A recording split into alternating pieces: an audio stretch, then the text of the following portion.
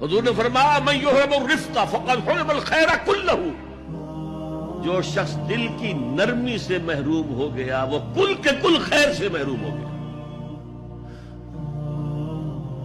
کسی کو دکھ میں دیکھو اور اس پوزیشن میں ہو کہ تم اس کا کوئی مداوع کر سکو اور نہ کرو، پھر تم چاہے مفسر ہو، محدث ہو، نیک نہیں ہو۔ تم عابد ہو سکتے ہو، زاہد ہو سکتے ہو، تم مفسر ہو سکتے ہو، محدث، نیک نہیں ہو سکتے۔ ہم درد، خنجر چلے کسی پہ تڑپتے ہیں ہم امیر، سارے جہاں کا درد ہماری جگر میں ہے۔